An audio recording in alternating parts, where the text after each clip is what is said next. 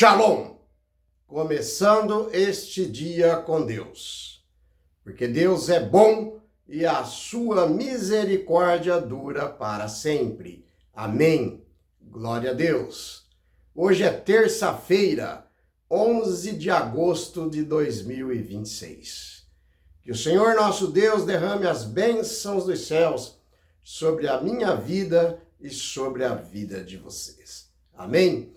Que nós possamos nos sentirmos abraçados pelo Pai, pelo Filho e pelo Espírito Santo. Que o nosso dia seja um dia de paz, um dia de amor, um dia de tranquilidade, aonde as bênçãos de Deus nos alcançará com certeza. Então, que nós possamos dizer assim também: cria em mim, ó Deus, um coração puro e renova dentro de mim um espírito inabalável. Amém? Vamos para a Bíblia então? A voz é minha, mas a palavra, ela é de Deus eternamente. Amém? Amados, hoje nós vamos falar de um tema que a maioria dos pregadores não pregam. É raro você ver uma mensagem, um sermão, falando de chuva. Chuva temporã e chuva serôdia. Aí vocês vão me perguntar, mas o que isso significa? A Bíblia vai responder para vocês. Eu apenas serei porta-voz de Deus para trazer a mensagem para vocês e para mim. Amém? Veja bem, as duas chuvas mencionadas na Bíblia, para ilustrar o Espírito Santo, São duas chuvas, ok? Duas etapas cruciais. Veja bem, meus irmãos, no início do fechamento da obra de Deus na terra, tá? Na agricultura da Palestina, a chuva temporã, ou a primeira chuva, caía no outono, certo? Para germinar as sementes. E a chuva serôdia é a última chuva, que caía na primavera para amadurecer a colheita, certo? Eu sei que muita gente, talvez até onde eu falei aqui, não vai entender nada, mas acompanhe comigo, porque nós vamos falar tudo sobre a luz da Bíblia, ok? Vamos para o livro de Joel. O livro de Joel se encontra no Velho Testamento. O livro de Joel, capítulo 2, versículo 23. Acompanhe comigo. Alegrai-vos, pois, filhos de Sião. Regozijai-vos no Senhor, vosso Deus, porque ele vos dará em justa medida a chuva temporã. Fará descer a chuva no primeiro mês, certo? A temporã e a serôdia. Veja bem, meus irmãos. Aqui o profeta Joel, que escreveu este versículo, certo? E vamos então para o contexto, vamos ver aqui o que o profeta Joel falava a um povo devastado por uma praga de gafanhotos, a seca extrema. Deus promete restauração física e espiritual. Vamos então para o significado teológico.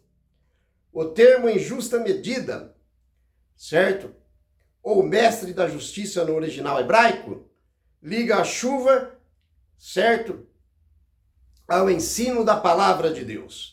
Ao ensino correto da palavra de Deus, certo? Esse é o significado teológico.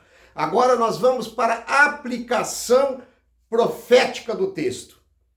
A descida das duas chuvas no primeiro mês indica um período de abundância, certo? Espiritual sem precedente.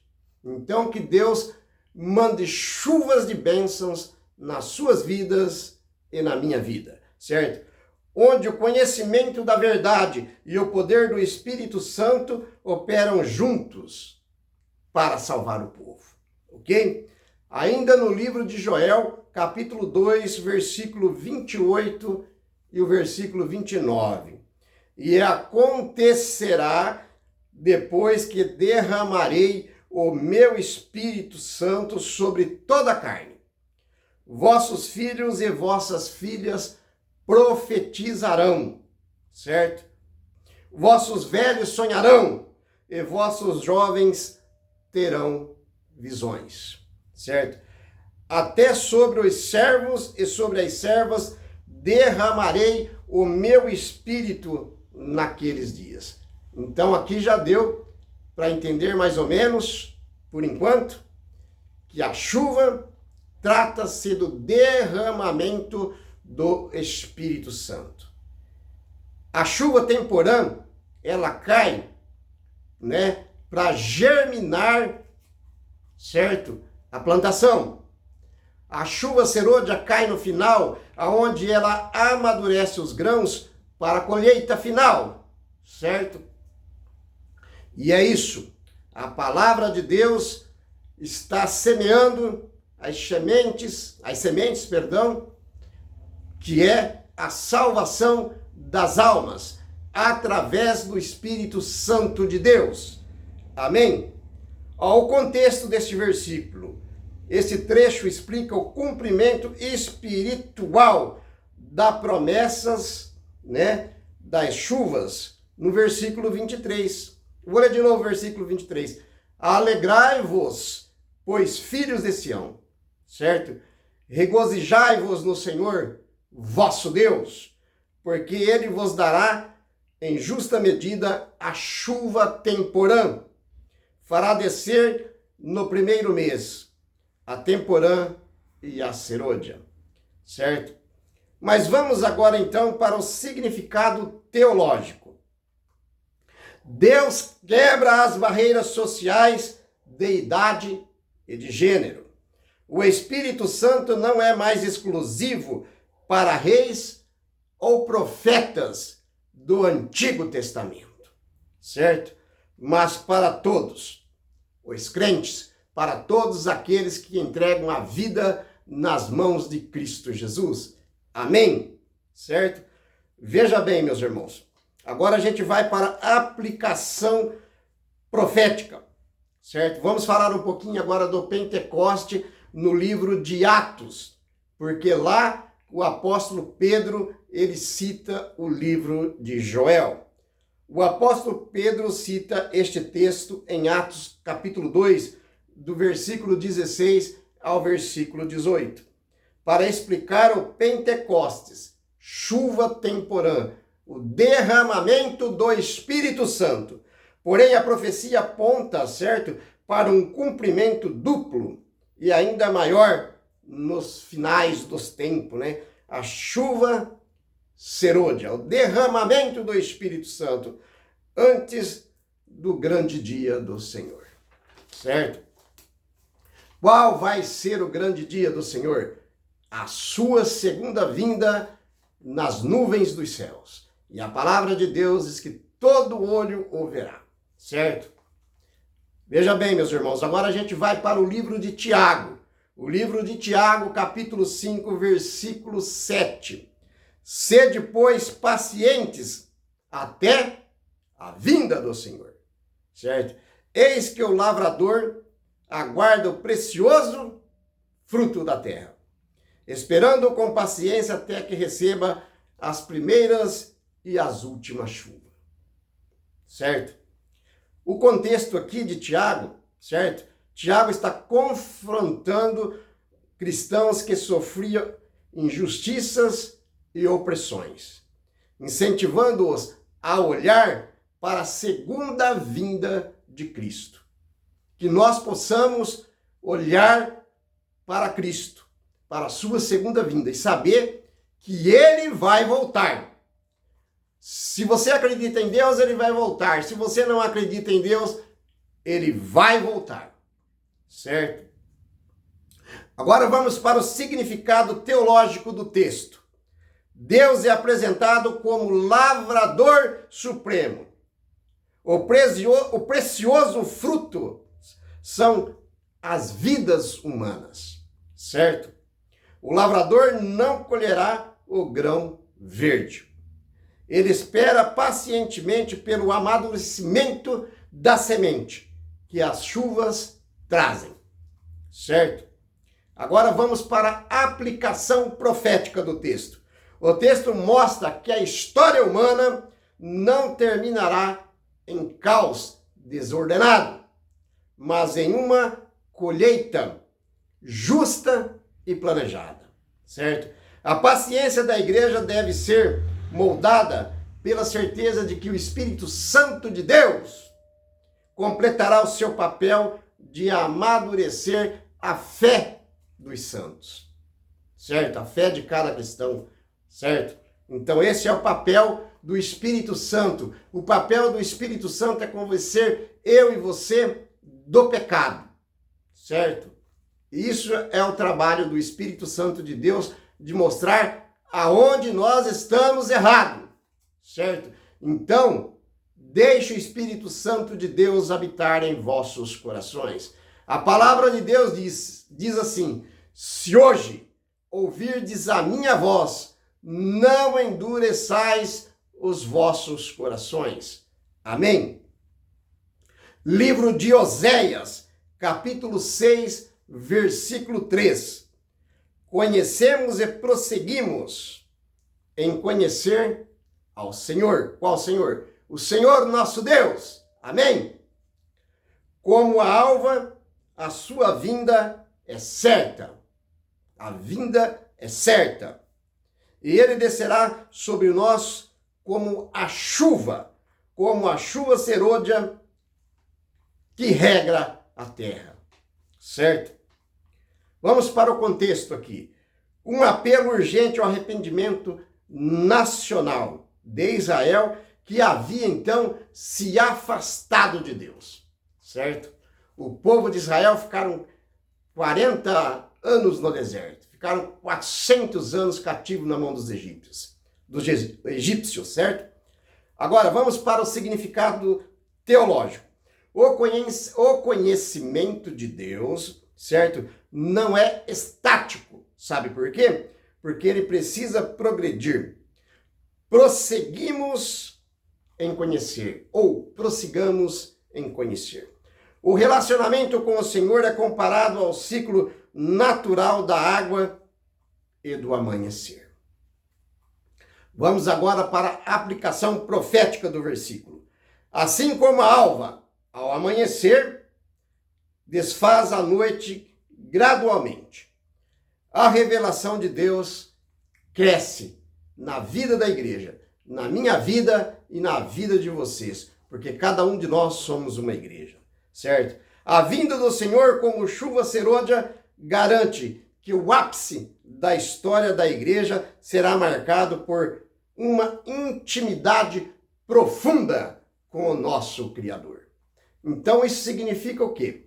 Que nós temos que manter um relacionamento diário com o nosso Deus, certo? Um relacionamento diário, um relacionamento íntimo com o nosso Deus. Amém? Vamos para o texto final, certo? Livro de Zacarias, capítulo 10, versículo 1.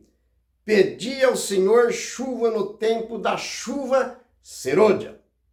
O Senhor que fez as nuvens de chuva, dá aos homens um aguaceiro, e cada um a erva do campo. Amém? Certo? Aqui escrito após o exílio babilônico, incentivando o povo de Deus, né, a buscar a Deus e não os ídolos falsos, os deuses pagões, certo? Para obter prosperidade, certo? Veja bem, meus irmãos, o significado teológico. Embora a chuva seja uma promessa divina, Deus espera que seu povo ore por ela. Pedi ao Senhor, certo? A promessa não anula a necessidade, certo, da oração. Nós temos que orar, porque a nossa oração é a nossa conversa com Deus, é o nosso diálogo com o nosso grande Deus, certo? Agora aqui nós vamos para a aplicação profética do versículo. Este é um chamado atual para a igreja contemporânea, certo? Sabemos, né, que estamos no tempo do fim. Temos certeza disso. Isso é uma coisa absoluta, certo? A época da chuva serôdia, a época da colheita final. Colheita final. Os cristãos devem clamar ativamente em unidade pelo derramamento do Espírito Santo. Amém? Pois Deus está pronto para enviar chuvas, né, abundantes. Então veja bem, vamos lá. O que significa então a chuva temporã? A chuva temporã, quando o agricultor faz a plantação e vem aquela chuva na época certa e os grãos começam a germinar e a crescer. Então, isso é a pregação do evangelho, certo? A pregação do evangelho, ela tem que crescer. E quando cai a chuva serôdia, ela amadurece os grãos e significa que está na hora da colheita.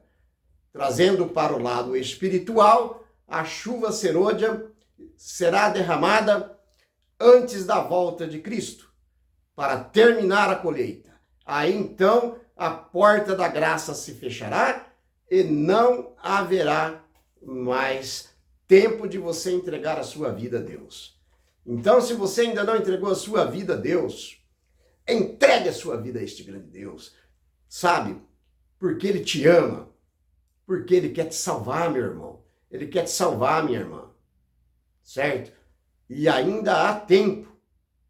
Certo? Porque a seara está amadurando. Certo? Hora que chegar as chuvas serôdia, ela vai se amadurecer e a colheita será feita. Certo? Como assim?